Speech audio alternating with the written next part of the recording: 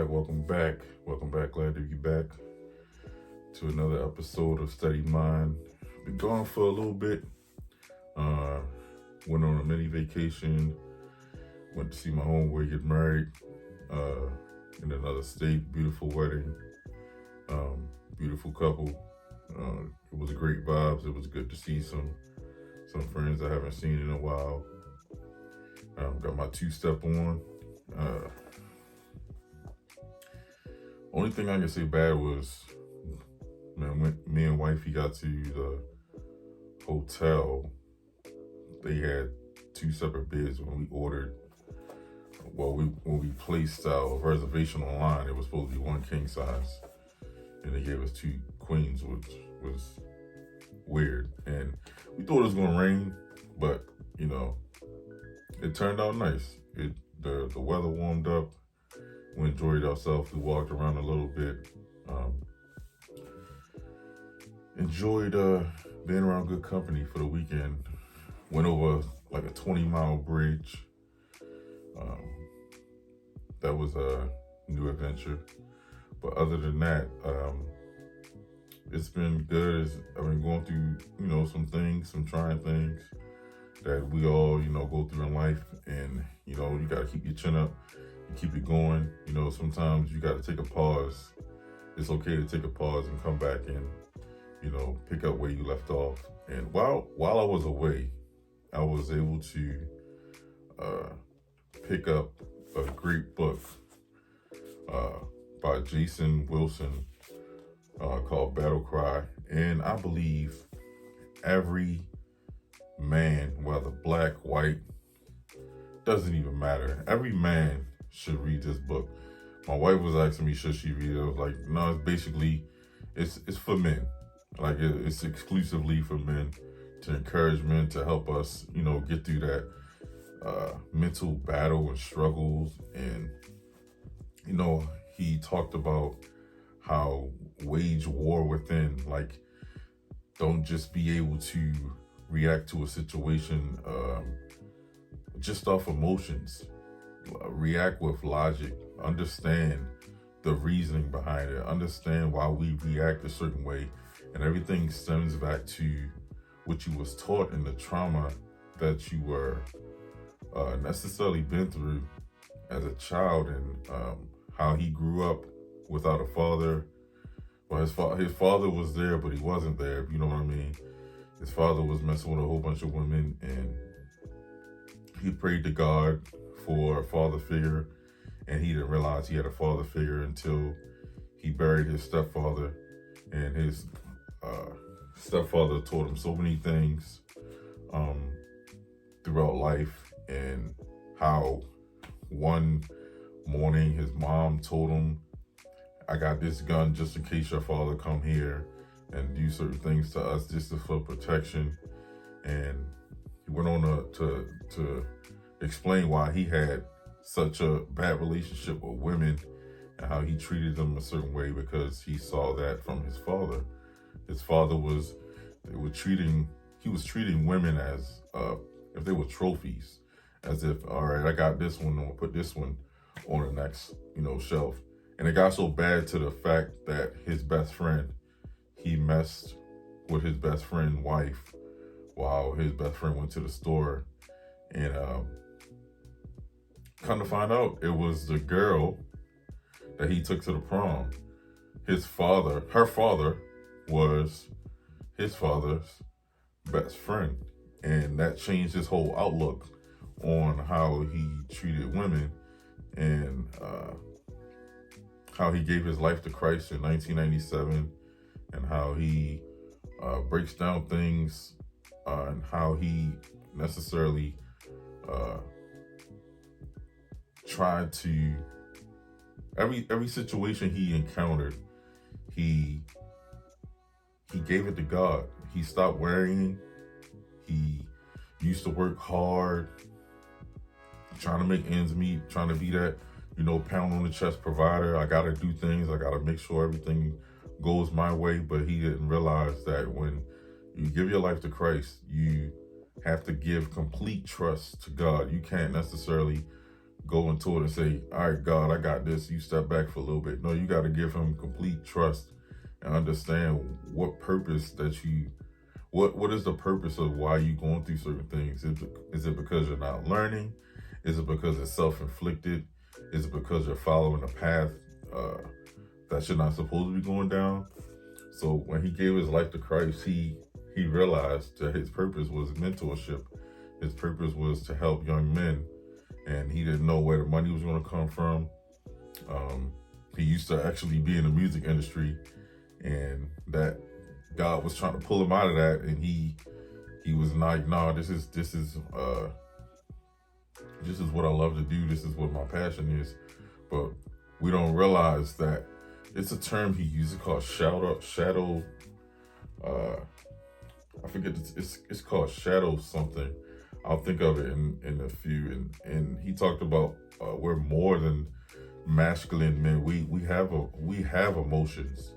We have feelings. We have things that we go through. And to be honest, he touched on a personal note in my life where when you're going through something, man, you have no safe space because you got to be strong for your wife. You got to be strong for your kids.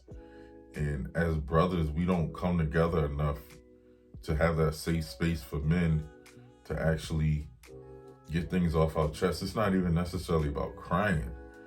It's about, going through the struggle and of life and holding that in. He talked about that as well. Stress can kill you. Stress will take you out of here. And if you don't have that fellowship with brothers, and if you don't have that true friend, that's, a lot of times, even myself, I'm hesitant to open up to people because everybody say who they, everybody ain't who they say they are. And you open up and vent to somebody, and you become a victim or become the topic of gossip, and you don't necessarily know who to vent to, and you don't have that safe space. So as men, we walk around with our shoulders uplifted and uptight because we don't have that moment where we can just talk to our brother in confidentiality and know for sure he's not gonna we're not gonna look weak in front of him. We're not gonna look like we don't have things. We don't gotta have control. We just gotta have stability. And that's where God comes and put people in your life that, if you pray for a father figure, if you pray for friends, if you pray for brotherhood, God put these people in your life, and some is for a season and some is for the long haul. He also talked about emotional self-care and how we should shalak and we should meditate and how we should stop worrying so much and stop as a man, stop trying to grind, because grinding means you're withering away. Get some rest. If you're working so hard and you're running the hamster wheel, you're not getting anywhere. That means you're not putting your full trust in God. God will provide if you put your full trust in him. And that was like an eye-opener for me, because I'm more so, if I can't do it, and it ain't, not saying if I can't do it, it can't be done, but I'm more so, I saw that with my mother growing up. I'll figure it out. I got it. I'll figure it out. Somehow, I don't know how I'm going to do it, but I'm going to figure it out, because you don't want your wife worrying. You don't want your children worrying. You don't want people to view you as weak. You don't want people to view you as unreliable. So you'll do everything you can to make sure that you are, dependable. As a man, that's just in us. Well, at least I can say for myself. And he also talked about you love your spouse and you love whoever you with no limits. Like you gotta be emotionally in tune and not act off of emotions, even if you're going through something. Like he explained how he embraced his son, and his wife was like, you You don't do me like that. And he immediately got angry. And instead of him being angry, he was like, he thought about, what could I have done to make my wife feel like I'm more of a companion to her, instead of acting off anger. But he talks about, let's see what else he talked about. It was it was called shadow mission. Sometimes, just like we got friends out here that everybody ain't gonna make it as rapping. Everybody ain't gonna make it as, a football star. Everybody not gonna make it as an NBA superstar. It's called a shadow mission. We going after stuff we truly don't have no purpose, and God is not giving us that. God is making it hard for us, because that's not what your purpose is. You may feel like you're doing something. You may feel like you're going somewhere in life, but if you don't have a purpose behind it, God doesn't give you that purpose behind it, you won't succeed. It's just called a shadow mission. And in chapter 5, he talks about aborting your shadow mission. In transition, God does not lead you out of certain seasons because they're bad. He leads you out of certain seasons because they're over. Like some things you just gotta let go and evolve and keep moving and find your purpose. Whatever your purpose is, God is going to continue to open doors for you. You just gotta keep striving forward and keep striving forward. And it was something else in the book that stood out to me. Just him talking about like defeating little things in your life, like little obstacles, like somebody at your job may be holding you back, or somebody, I don't know, maybe treating you, a friend that you thought was your friend is not your friend, and you learning to forgive them and letting it go and defeating that little giant. Because a lot of times we get angry. We get angry when our friends are not reliable. And we can't throw that term around, friends, so lightly, because it's not like it used to be. You know what I'm saying? So you got to get through stuff like that, like people that are not reliable, people that are not on your side, people that are just there just to dump trash on you, to gossip. You gotta, necessarily evolve, and if they're gonna evolve with you, they're gonna flow. If they're not, you just gotta let them go. It was chapter, let me see. He talked about actually being a lion, but also being a lamb, knowing when to be aggressive, but also knowing when to be passive. We should be walking around and mean mugging our brothers. We didn't do nothing to each other. It's just a I'm a man type of thing. I'm gonna walk around and it's more so trying to be territorial, and your brother could be going through something and you just mean mug on him, and that could deter him from just opening up to you. And it's okay to say I love you to your brother. It's okay to, show affection, dap him up, hug him, embrace him, like, hey man, I'm here for you. But we don't have that outlet. Guys don't necessarily do that, because some guys will say you soft, man, you weak. But at the end of the day, if you're going through something and you need a brother, and yes, your wife or your significant other, they can be there, but it's nothing like your brother understanding where you're coming from.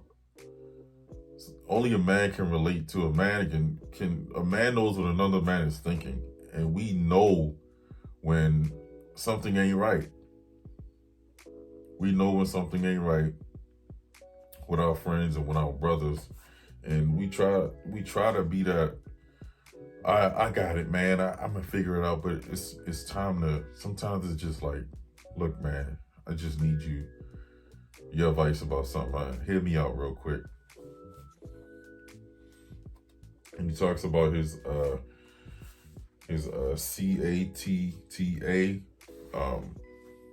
recruits, and how some of the boys came in troubled, and how he puts them through a mental test before anything, and how his wife Nicole, no matter what, has been by his side, and they were always, they were even on the verge of getting a divorce, and it goes to show me like things that I've been through personally is like we all go through the same thing, which is weird. And it's like, man, I would have never known this man would have been going through this stuff by who he is in front of us today, and like how encouraging his book is. And even with the last chapter of talking about forgiveness and putting on the full armor, and my life is based on like forgiveness. Like, I had to do a lot of forgiving, with my dad, situations with family. It hurts thinking about stuff that you've been through, but what can you do about it? You can't do nothing. You can do absolutely nothing. And I take the positive from it. Like he spoke on in his book, it was a reason why my dad wasn't around. It was a purpose, because maybe I would have picked up his bad habits and I wouldn't be talking to you right now. I'll be dead and gone. It's a reason. It's a reason why my dad is in my life right now, and I appreciate him. I love him. We talk about things all the time. And I appreciate him. And for me to get to this level, I had to forgive him. And I had to forgive myself for being so angry, trying to hold on to stuff. Like, I wanted to be mad at him, but it's like the love of Christ in my heart. Even in his book where he talks about like the love of Christ of the Most High, and your heart will soften your heart and will have you realizing, what are you doing? You're wasting opportunities to embrace your dad. You're wasting opportunities to talk to your dad, ask for advice, see where his mind is at. You appreciate the time that you have. Yes, people may have put you through things, but it's your obligation and your job to forgive them. Nobody said forget, but the best thing to do is to move on. Who wants to hold on to hurt and anger for the rest of their life? That's stressful. And he talks about love always and fight if you must. That goes back to the lion and lamb. If you feel like you need to stand up for yourself, that's what he's talking about, not physical warfare. He's talking about the spiritual, mental warfare. If you feel like you're being like stepped over, or someone is treating you any kind of way, you tell them the truth. Hey, I don't appreciate how you're talking to me. I think this conversation needs to end. But if you stand in and taking it, then you going back and forth, and then you going back and forth, and then you're getting nowhere. You're getting nowhere. And it's another saying he had. Let me see. Let me see. He talked about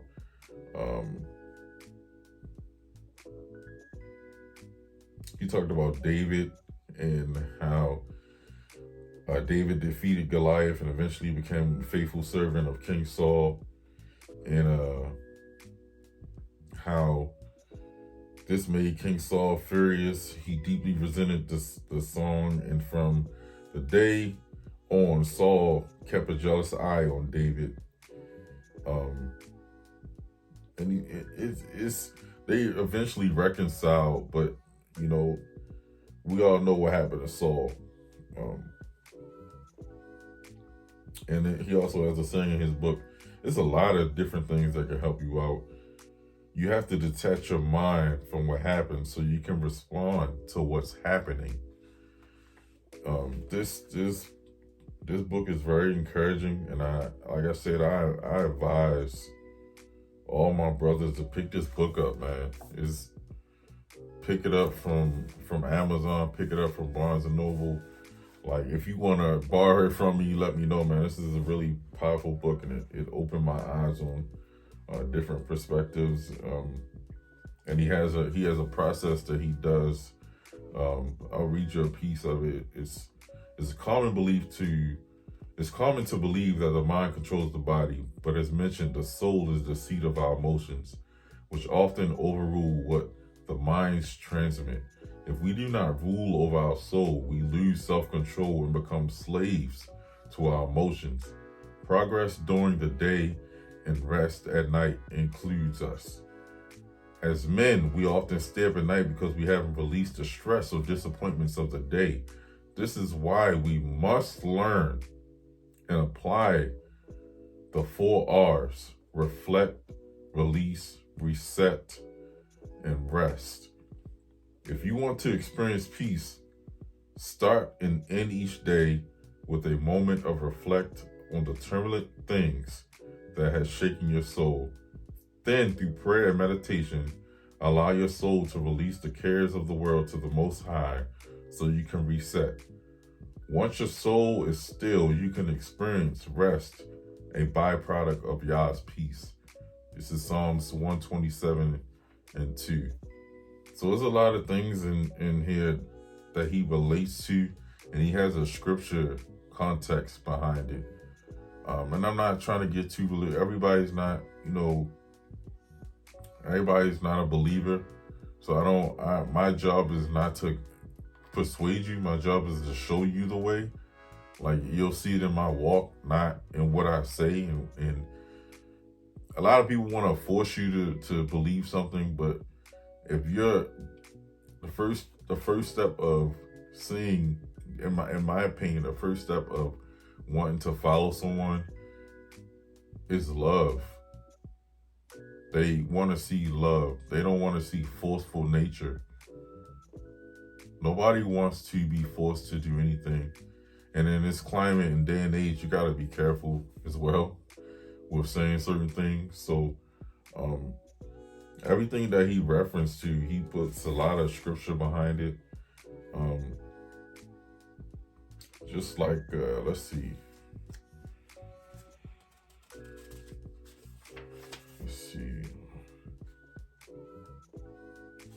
It's another one that I want to find before I conclude.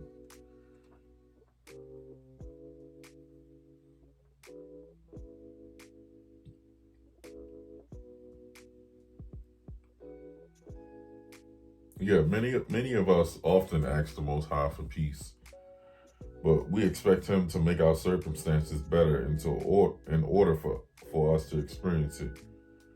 We miss the truth that the reason His peace passes all understanding is not because our situations improve, but it's because we cast all our cares on Him and shift our focus on the good.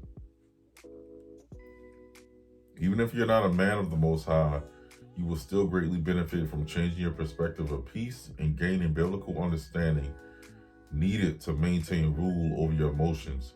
Trust me, if you continue to make peace a place you you will only be able to attain it when you're in a particular location or circumstances instead of maintaining it wherever you are. Yeah, this book this is another one too. It's a lot of things. Like, she tells you, stop shrinking, stop feeling so low, stop allowing people to make you feel small. Be a man. And that when I say be a man, that doesn't necessarily walk around rah-rah. If you disagree with something, you disagree, but you can be very respectful. You don't have to abide by something just because somebody is saying it. You can be respectful. You can be a leader. Everybody has strength. Everybody has weaknesses. And you gotta, like, for example, anybody in a relationship, in a marriage, you gotta combat communication. That means do not listen in order to respond. Listen to her heart instead. Try to discern what she's really trying to express. Believe her intention. During a moment of marital discord, I tell myself that Nicole loves me and doesn't mean to harm me. This allows me to respond from my heart instead of my fears. Check your ego. Just because you have something to say doesn't mean it should be said. Do you really need to be right? Can you take responsibility for your words and actions? Do you need to apologize? These are questions you should ask yourself during trials and tribulations, during disagreements in your relationship. Give each other space. Take a while. Take a breath. Practice shalak. Maintain a state where you can move and take inventory of your emotions. Reflect, release, reset before you speak. Cool off. Pray for discernment. Then revisit the conversation. The last but not least, reconcile immediately. Do not let your emotional wounds to fester into sinful actions. Still your soul so you can rule over your emotions and reconcile with your wife or significant other. Do not give the devil an opportunity to destroy what you've longed for. Basically, don't, like I said earlier, this book is about controlling your emotions as a man, but also being a man. And understand it's okay to express yourself. It's okay to open up. It's okay. We shouldn't walk around here as robots and we work 24/7. We got to figure it out 24/7. We got to be the man, rah 24/7. No, it shouldn't work like that. It shouldn't work like that. And if you really want to find peace, and if you really want to find joy, you really want to find happiness, you seek God's face first. You seek God, and He'll give you everything your heart desires. I appreciate your time. Thank you for tuning in for another episode of Steady Mind. Like I said, my brothers, Battle Cry, pick this book up, man. You'll be blessed by it. Peace.